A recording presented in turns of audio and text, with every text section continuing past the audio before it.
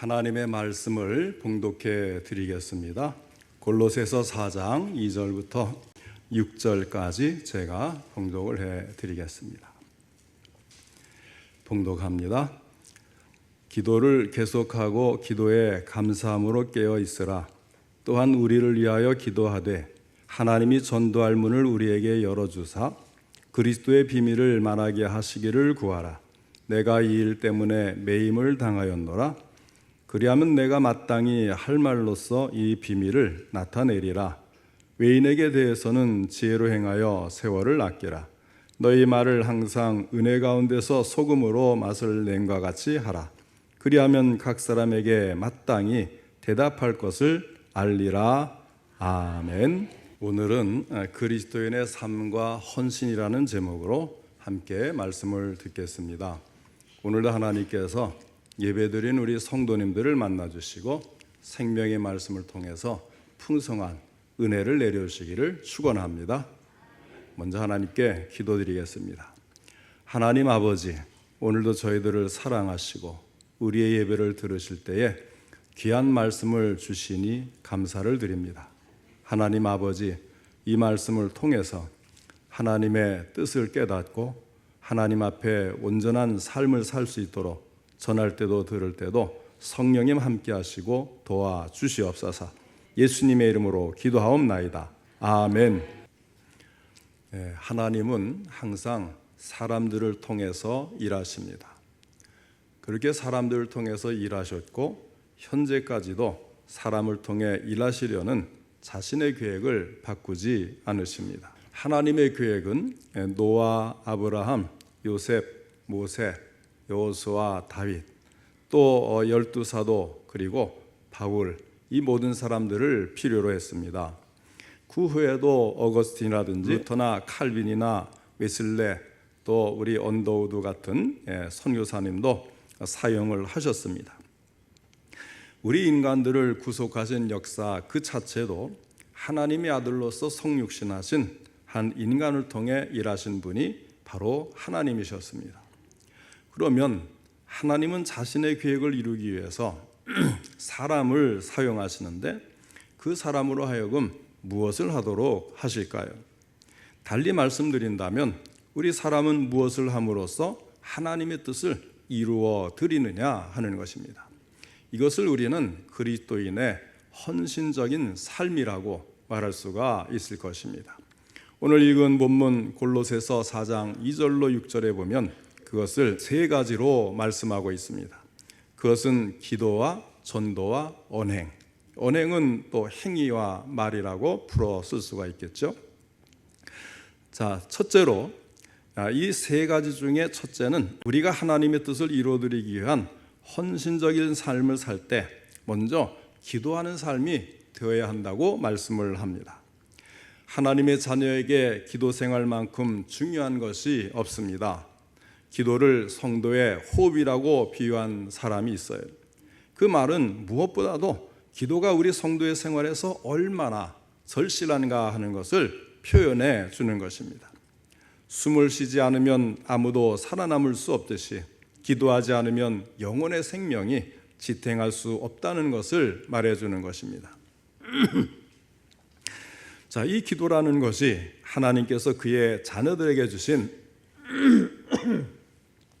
놀라운 특권임을 알려주기 위해서 히브리서 4장 15절로 16절은 이렇게 말씀하고 있습니다. 우리에게 있는 대제사장은 우리의 연약함을 동정하지 못하실 리가 아니요 모든 일에 우리와 똑같이 시험을 받으신 이로되 죄는 없으시니라. 그러므로 우리는 긍휼하심을 받고 때를 따라 돕는 은혜를 얻기 위하여 은혜의 보좌 앞에 담대히 나아갈 것이니라. 우리가 은혜의 보좌 앞에 담대히 나아간다는 거예요. 자, 은혜의 보좌라는 것은 하나님 앞을 말하는 거예요. 그러면 무슨 뜻이냐면 하나님 앞에 우리가 어떻게 나아가는가? 기도를 통해서 나아간다. 그래서 이 기도는 특권이에요. 그것은 우리가 기도를 통해서 이 세상을 창조하시고 지금도 다스리시는 하나님의 보좌 앞으로 하나님의 존전으로 담대히 나아갈 수 있게 해주기 때문입니다. 또한 이렇게 하나님 앞에 나아갈 수 있는 것은 누구나 할 수 있는 것이 아니라 예수 그리스도를 믿는 사람만이 특별히 할 수 있는 일이기 때문에 그것은 특권입니다. 자, 우리는 이 기도의 특권을 너무나 소홀히 하지는 않는지 한번 스스로를 돌아볼 필요가 있습니다. 예수님께서는 요한복음 14장 14절에서 분명히 약속하시기를 내 이름으로 무엇이든지 내게 구하면 내가 행하리라 하시면서 반드시 응답해 주실 것을 약속을 하셨습니다. 그러면 우리는 어떻게 기도해야 하겠습니까? 2절 말씀에 보니까 기도를 계속하고 기도에 감사함으로 깨어 있으라 하였습니다. 첫째는 기도를 계속하라고 하였습니다. 이전 개역 성경을 보면 이 말씀은 이렇게 번역되어 있어요. 기도를 항상 힘쓰라. 여기에는 기도를 이제 계속하고 그랬는데 기도를 항상 힘쓰고 이렇게 번역을 해 놓은 거예요. 너무나도 많은 사람들이 기도는 특별한 때에 하는 것으로 생각하는 경향이 있습니다. 특히 어려운 일이 닥쳤을 때 하는 것이 정례화될 정도입니다. 그러나 기도는 꾸준히 계속되어야 하는 거예요. 그것은 교회에서 예배 순서로 되어 있기 때문에 하는 것도 아니요, 신앙 좋은 사람의 영적인 장식물로 하는 것도 아닙니다. 또한 기도는 큰 어려움에 처했을 때 사용되는 응급조치도 아닙니다. 기도는 우리 믿는 사람이라면 끊임없이 계속해야 하는 거예요. 요나서에 보면 요나가 니느웨에 가서 복음을 전하라고 하시는 하나님의 명령을 거역하고 배를 타고 다시스로 도망을 치니까 하나님께서 바다에 큰 바람을 보내시고 폭풍을 일으키십니다. 그러니 배 위에서 난리가 난 거죠. 배를 가볍게 하려고 무거운 물건들은 바다에 던지고 거기에는 이제 무역을 위한 상품들도 있는데 그것들도 이제 다 바다에 던져요. 그런 한편에 사공들은 두려운 마음에 각각 자기의 신을 부르고 기도를 하는 겁니다. 물론 그 사공들은 이방인들이고 하나님을 모르는 사람들이었기에 나름대로 기도하겠다고 자기들의 우상신들을 불러 기도를 하는 거예요. 이것이 사람의 심리인 것입니다. 이런 어려움을 당하면 사람들은 자연스럽게 종교적인 심성이 발동을 해서 사람들은 경건해지고 간절해지고 기도를 하고 하나님께 자신을 구해달라고 요청을 합니다. 중환 수술을 받으러 들어가기 전에 기도하고 싶지 않은 사람이 어디에 있겠습니까? 어느 스님이 길을 가다가 갑자기 얼음에 쭉 미끄러지면서 넘어지려고 하니까 아이고 하나님 했다는 그런 말도 같은 이치인 거예요. 이런 것들을 가리켜서 흔히 위기신앙이라 이렇게 부릅니다. 물론 그 사람이 그리스도인이면 그때도 하나님은 들으시고 그 위기에서 그 사람들을 구원해 주세요. 그러나 그런 신앙을 가진 사람들을 항상 기도하게 하려면 어떻게 해야 되겠습니까? 항상 위기의 순간들이 주어져야만 되는 거예요. 하나님 우리가 계속 항상 쉬지 말고 기도하기를 원하는데 그렇게 계속 기도를 시키려고 하니까 위험한 일, 급한 일, 중한 일이 없으면 기도를 안 한단 말이에요. 그럼 어떻게 해야 되겠어요? 항상 위험한 일에 계속 노출을 해야 계속 기도하지 않겠어요? 대단히 피곤하고 위험한 인생입니다. 사람들이 죽음과 같은 어떤 큰 위험으로부터 위협을 당할 때까지 하나님을 잊어버리고 기도를 잊어버리는 것은 우리 하나님께서 결코 원하시는 일이 아닌 것입니다. 기도는 위기를 모면하기 위한 편리한 도구로 주어진 것이 결코 아닙니다. 그것은 하나님과 교제하는 수단이에요. 우리의 생명을 유지하는 호흡의 수단입니다. 그래서 매일같이 항상 하나님과 가까이 지내도록 하나님과 교제하며 살도록 하기 위한 수단으로 우리에게 이 기도라고 하는 특권을 주신 거거든요. 그래서 우리가 정해진 시간에 같이 기도하기도 하고 개인 기도도 하고 하지만 그러나 다니면서도 수시로 기도하잖아요. 차를 타고 가면서도 기도하고 또 누구를 만나기 전에도 마음속으로 계속 기도하지 않습니까? 이렇게 우리는 계속 기도할 수 있고 그렇게 하기를 하나님은 원하시는 거예요. 우리의 기도는 위급할 때뿐만 아니라 언제나 꾸준히 하나님께 드려져야 하는 것입니다. 아버지와 아들, 부모와 자녀 사이처럼 또 가까운 친구처럼 또 연인처럼 그래서 기도할 때에는 마치 연인처럼 기도하라 그러잖아요. 그래서 어떤 무거운 주제를 가지고 하나님 들어주셔야 됩니다 이런 것이 아니고 시시콜콜한 것까지 연인 사이에 이야기하듯이 계속 하나님께 나의 사정을 이야기하고 상황을 이야기하고 어떤 일이 있었습니다, 어떤 마음이 있습니다, 이런 죄를 용서받기를 원합니다, 깨끗해지기를 원합니다. 계속해서 기도를 하는 거예요. 우리는 이렇게 기도를 계속하고 항상 힘써야 하는 것입니다. 둘째는 감사함으로 기도하라고 했습니다. 우리의 기도는 감사함으로 하는 기도여야 합니다. 우리는 지금 필요한 것을 하나님께 구해야 되겠죠. 그런데 그때라도 지금 당장 필요한 것, 장차 필요한 것 계속 그걸 위해 기도하지 않습니까? 그럴 때에 우리가 이미 하나님께로부터 받은 은혜를 잊어버려서는 안 된다는 거예요. 우리는 하나님께 새로운 것을 구하는 데는 익숙한데 하나님께서 이미 주신 것이 무엇인지를 돌아보는 데는 몹시 서툰 것이 우리 자신인 것 같아요. 그렇기 때문에 하나님께서 응답을 해주셨는데도 무엇을 응답받았는지 생각도 못 해보고 자꾸 새로운 것만 달라고 졸라대는 것이 우리들의 모습이라는 것입니다.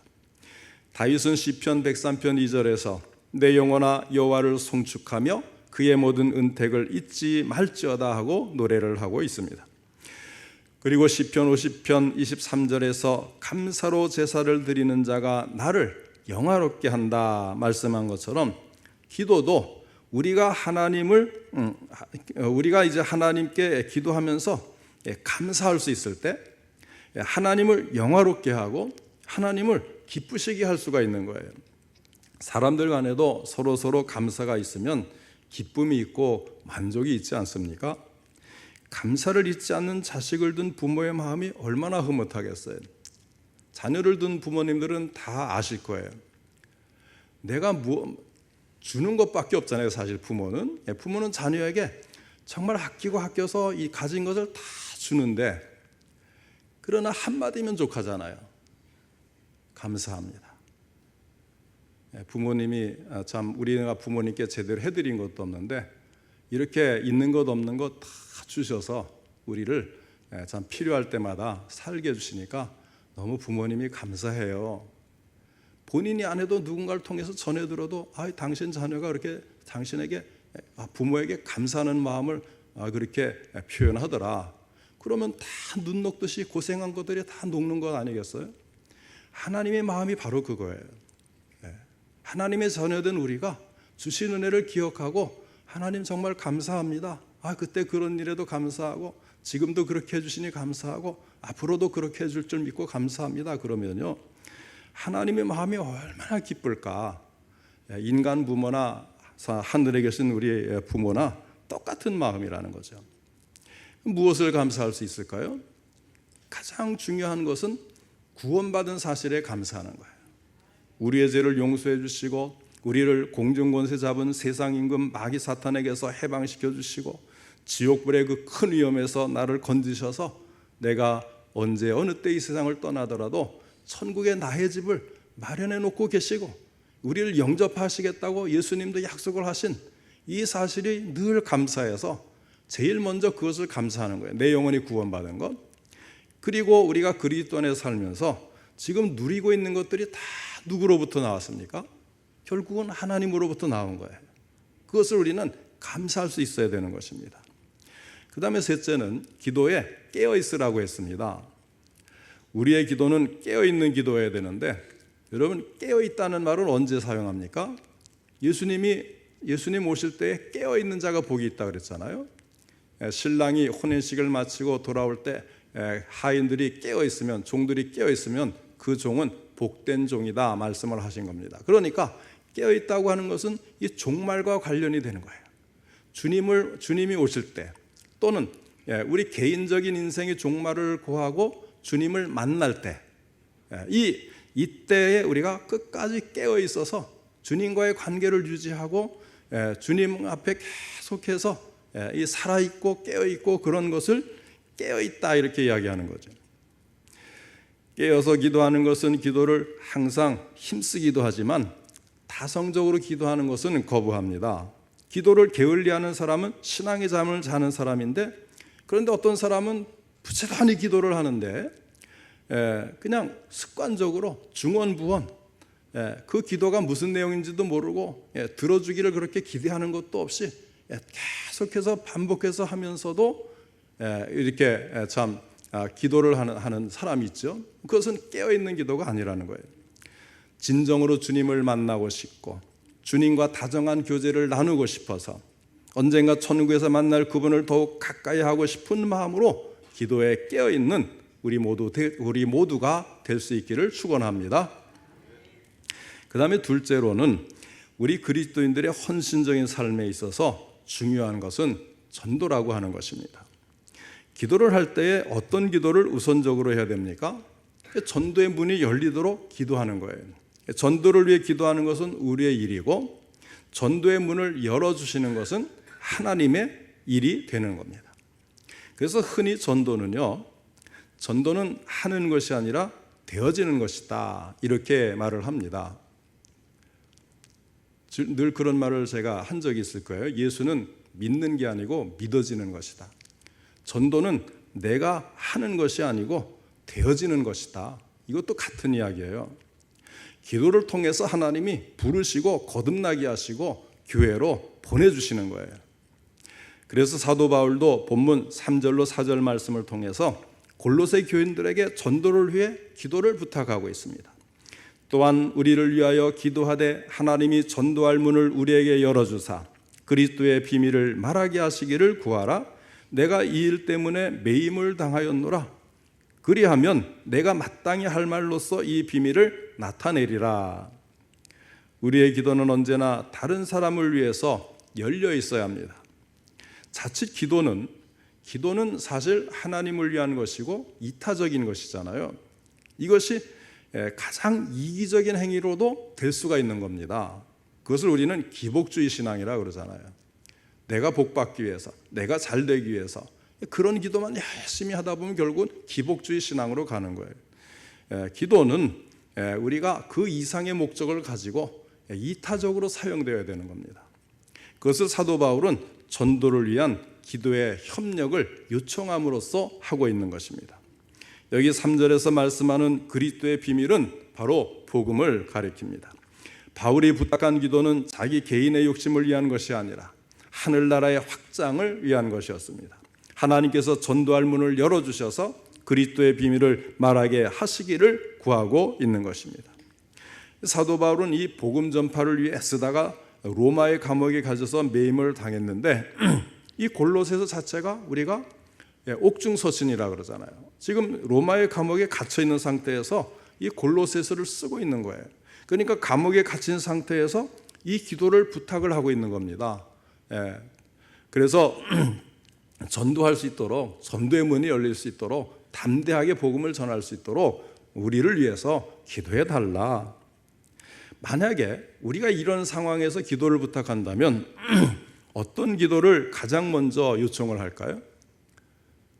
지금 제가 이제 하여튼 어떤 이유로든지 복음을 위해서든지 아니면 어떤 공의를 위해서든지 아니면 개인적인 이유로라든지 좀 감옥에 갇혔어요. 그래서 내가 거기에서 우리 교인 성도님들에게 편지로 기도를 부탁을 합니다. 제일 먼저 뭘 할까요? 저 같으면 빨리 이 옥중에서 무죄 판결이 나가지고 나갈 수 있게 기도해 주십시오. 아마 저는 그렇게 기도할 것 같아요. 대부분의 사람이 그렇게 기도하지 않겠습니까? 그런데 바울은 자신이 석방되고 자유로운 몸이 되는 것보다는 이 복음의 진보를 위해 더 관심을 가지고 그 일을 위해서 지금 기도를 부탁하고 있는 겁니다. 이것이 다른 사람을 위한 기도가 되기 때문에 그래요.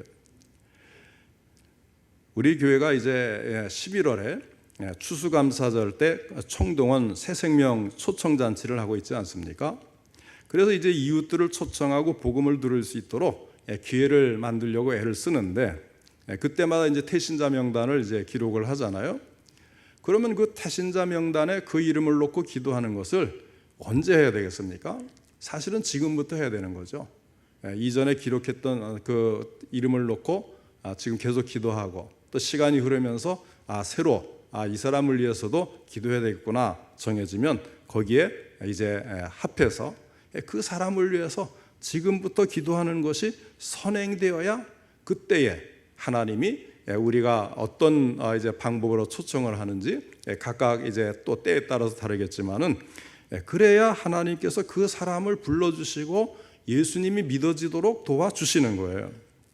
그래서 우리 성도님들도 지금부터 우리가 11월 때 이제 한 번을 합니다만은 자주 할 수가 없으니까 자주 하면 좋겠죠. 그러나 자주 하기가 좀 어렵잖아요. 그래서 이제 1년에 한 번을 하는 것은 우리가 전도에 관심을 가지고 기도할 이제 대상을 정해놓고 기도할 수 있도록 기회를 주고, 그리고 또 다른 사람을 전도할 수 있는 그런 기회의 문을 열기 위해서 총동원 새생명 초청잔치를 하는데, 그것을 위해서는 늘 기도를 하는 이름이 있어야 된다는 거죠. 그래서 하나님이 이렇게 이제 그때에 도와주시는데, 그렇다고 그때 교회에 같이 가자 당장 뭐 흔쾌하게 대답하는 것은 아닙니다만은, 그러면 어떻게 해요? 또 기도하는 거죠. 그 이름을 놓고 될 때까지 기도하는 거예요. 결국은 이제 몇 년 후 또는 10년 후라도 오는 경우를 많이 봤어요. 뭐 이런 전도 행사를 얼마나 제가 또 많이 했겠습니까? 그리고 얼마나 또 많이 기도를 했겠습니까?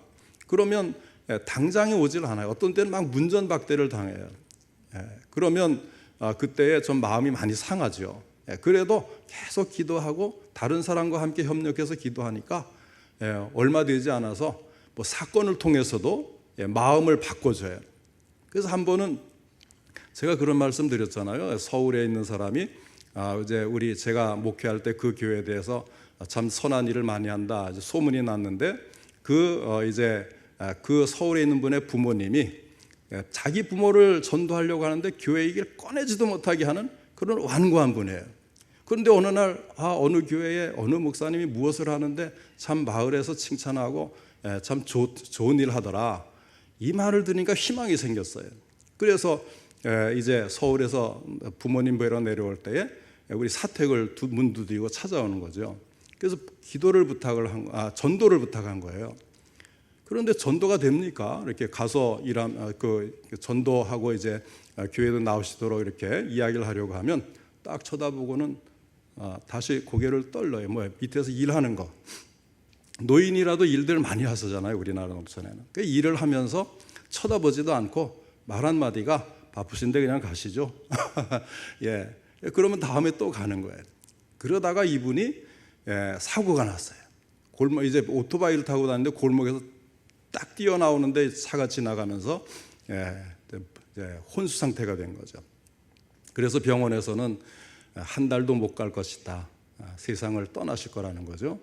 그래서 병원으로 간 거예요. 대구에 있는 병원에 가서 이제 사모하고 저하고 둘이 가서 또 가족들이 언제 돌아가실지 모르니까 모여 있더라고요. 그래서 간절하게 기도를 했는데 한 달 후에 이분이 정신이 돌아온 거죠. 말도 하고 그리고 조금씩 좋아지더라. 그렇게 해서 태어나시고는 그때부터는 우리가 이제 집에 가도 항상 맞아드리고 차를 내주고 과일을 내주고, 그러면서 거기서 매주 예배드리기 시작한 거예요. 매주 가서 예배를 계속 드리니까 결국은 이제 부인하고 할머니하고 같이 교회를 나오고 세례를 받고 집사님까지 됐어요. 그리고서는 이제 하늘나라에 이제 가셨는데 결국은 되더라고요. 그 과정이 얼마나 어려워요. 정말 서럽죠. 내가 뭐 부족한 게 뭐가 있어 이렇게 문전박대를 당하나, 굉장히 그런 아쉬운 마음도 있습니다만은, 그러나 하나님의 일이고 하나님이 사랑하는 영혼이니까 끝까지 기도하고 하니까 무슨 방법을 통해서든지 하나님이 부르실 사람은 부르시더라는 거예요. 택함 받은 백성은 구원하시는 거예요. 그래서 인내를 가지고 계속 기도하고 이렇게 다른 사람을 위해서 이타적인 기도를 해야 되는데, 제일 중요한 것은 역시 전도를 위해 기도하는 것, 영혼 구원을 위한 것, 그것은 하나님이 기뻐하시는 거니까 하나님을 위한 기도가 되고, 그 영혼을 살리는 거니까 그 사람을 위한 기도가 되는 겁니다. 우리 모두 계속 기도에 쉬지 마시고 또 실망하지 마시고 인내 있게 기도해서 꼭 하나님의 잃어버린 자녀를 찾는 그런 우리 성도님들 되시길 바랍니다. 그 다음에 이제 세 번째는 우리가 하나님의 뜻을 이루어드리기 위한 헌신적인 삶을 사는 것은 그 언행을 잘함으로써 가능한 거예요. 말과 행동이 바르게 잘 되어야 되는 거죠. 더군다나 이게 이제 우리가 전도를 하기 위한 일이 되려면 우리 그리스도인들의 언행은 대단히 중요한 겁니다. 먼저 그 행위에 대해서 말씀을 하는데 5절 말씀에 외인에게 대해서는 지혜로 행하여 세월을 아끼라 했습니다. 여기서 외인은 불신자를 가리키는 거죠. 신자가 불신자와 함께 지낼 때에 지혜가 필요합니다. 그래서 본문 말씀은 외인을 향해서 지혜로 행하라는 거예요. 자, 우리 그리스도인들에게는요, 불신자를 향해서 책임이 있고 의무가 있어요.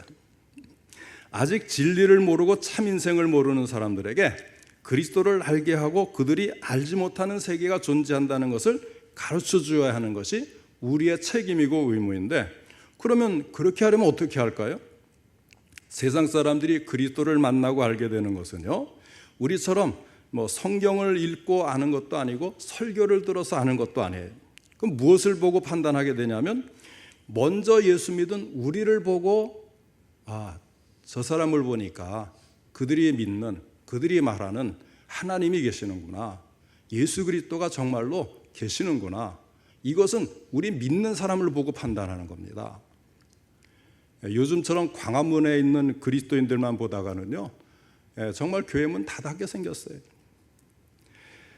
먼저 예수 믿는 우리의 언행을 보고 그들이 말하는 하나님이 계시고 그들이 말하는 이제 신앙에 대한 것은 진리구나 발견하게 되는 것입니다.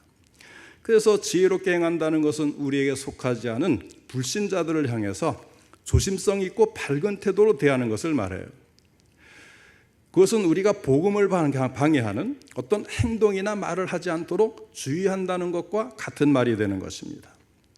디모데전서 3장 7절에 있는 말씀은 대단히 유념해서 들어야 될 말씀이에요. 이런 말씀입니다. 또한 외인에게서도 선한 증거를 얻은 자라야 할지니 비방과 마귀의 올무에 빠질까 염려하라. 여기서 외인은 불신자라 그랬잖아요. 불신자들에게도 선한 증거를 얻는 사람이 되어야 된다.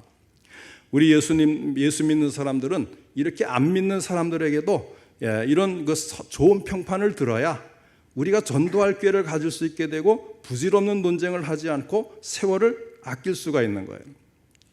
제가 이제 전도사 때 서울에 있는 개포동에 교회가 하나 있어서 제가 다니는 교회는 아니었고요. 이제 축호 전도를 하는데 작은 교회예요. 그래서 축호 전도를 하는데 좀 도와달라 이렇게 부탁을 해서 이 축호 전도에 대열에 같이 합류를 했습니다. 그래서 그날 이제 저녁 집회를 준비해 놓고 오전 오후에 이제 점심 먹어가면서 이제 집집마다 방문해서 전도를 하는데 이제 전도사 같은 저와 이제 그 교회에 이제 교인들이 이렇게 팀을 만들어서 이제 전도를 하는 거예요. 그래서 제가 그 교회 교인들과 팀을 이루어서 5가정을 방문했는데요. 그날 밤에 이 5가정에 다 교회를 출석을 하는 거예요. 저녁 집회에. 전도 이제 부흥 집회죠. 그런데 저 때문에 그렇게 됐으면 제가 얼마나 으쓱했겠어요. 그런데 그런 것이 아닙니다.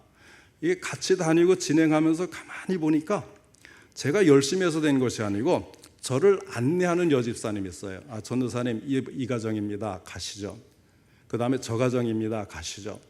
가는데 이 여집사님이 아주 훌륭한 인격으로 전도 대상자들 평소에 너무 잘해온 거예요. 그래서 그날 이분 때문에 결신을 하게 됐고, 그날 실제로 이제 교회를 방문한 사람들을 만나서 잠깐 대화를 해봤는데 그 집사님이 아니었으면 우리 교회 다니는 사람 만나지도 않을 거예요. 그 집사님 때문에 이렇게 온 겁니다. 그러더라고요. 결국 전도의 결실은요, 그 교회 교인들의 언행에 달려 있는 거예요. 우리 성도님들의 평소의 삶이 전도에 도움이 되기도 하고 방해가 되기도 한다는 사실입니다. 그러므로 우리 성도님들께서는 항상 이웃들을 대하여서 주의하셔야 되는 거예요. 먼저 법을 어기지 말아야 된다. 세상법을 말하는 겁니다. 세상법을 어기는 삶을 비일비재하게 살게 되면요, 정말 쳐다보지도 않아요. 그리고 이웃과 분쟁을 하지를 말아야 돼요. 이것은 이제 소극적인 면이고, 적극적으로는 어떻게 해야 되느냐? 친절해야 되죠. 도움이 돼야 되는 거예요. 정말 그 도움이 되는 그런 관계를 맺어야 되는 거죠. 그리고 한마디 말을 해도 거기에 사랑과 관심이 배어져 나와야 이제 그것이 지혜로 행하는 것이고, 그렇게 해서 세월을 아껴서 하나님의 뜻을 이루는 인생을 살 수가 있는 겁니다. 그렇지 않으면 우리는 뭔가 열심히 하는 것 같지만 결국은 허송세월을 하고 마는 것입니다. 그 다음으로 그리스도인은 말을 은혜롭게 해야 한다 그랬어요. 그리스도인의 말과 행함은 그의 기도를 뒤따르는 중요한 것들이죠. 기도하는 사람은요, 기도한다고 다 말 잘하는 건 아니더라고요. 그러니까 은혜롭게 하는 건 아니더라고요. 기질이 있잖아요, 기질. 그러나 기도하면요, 이 기질이 다스려져요. 그래서 말을 함부로 하지 않습니다. 그러니까 진심 어린 기도, 진정한 기도, 하나님과 소통하는 기도를 한 사람은 결코 말이 험하게 나올 수가 없어요. 언어의 통제력이 생깁니다. 기도가 혀를 길들이는 거예요. 전도하는 사람도 역시 말을 조심하죠. 내가 누군가를 목표로 해서 전도하겠다라는 마음을 먹은 사람은요, 그 말 한마디에 영원히 구원받기도 하고 지옥에 가기도 하기 때문에 말을 대단히 조심하게 되어 있어요. 그러므로 성도는 교회에 대해서 말할 때에 긍정적인 말만 해야 합니다. 담임 목사가 뭐 똑같은 인간인데 좋은 것 있고 나쁜 것 있겠지만 좋은 점을 이야기해야 되고, 교인들도 마찬가지죠. 서로에게 자랑거리 되는 우리 교회는 이런 집사님이 참 이런 일을 잘하고, 저 장로님은 참 정말 장로님으로서 참 존경받을 만하고, 이렇게 이야기를 해야 되는 거예요. 어떤 분은 가정에서 이 자녀들이 참 예수를 안 믿고, 또 이제 부부가 다 안 믿고 한쪽만 나오는 경우 있잖아요. 남편이나 부인이 이제 끝까지 교회를 거부하는 분들이 계세요. 이런 분들의 경우에 대개 보면 교회에 가서 집에 가서 교회에 있는 그 불만스러운 것들을 부인이나 남편에게 다 말을 해요. 자녀들에게도 교인들 흉을 막 봐요. 그래 놓고는 교회 가자 그러니 가겠습니까? 치를 떨죠. 어떤 왕이 지혜로운 두 신하를 불러가지고 그중 한 명에게 이 세상에서 가장 훌륭한 것을 가지고 오라고 명령을 하고, 또 다른 신하에게는 이 세상에서 가장 악한 것을 가져오라고 명령을 했어요. 어느 정도 시일이 지난 다음에 두 신하가 이제 각각 상자 하나씩을 안고 들어왔는데, 한 신하가 폐하, 이 세상에서 가장 훌륭한 것을 구해왔사오니 보시옵소서 하고 상자를 열었는데 거기에 혀가 들어있다는 거예요.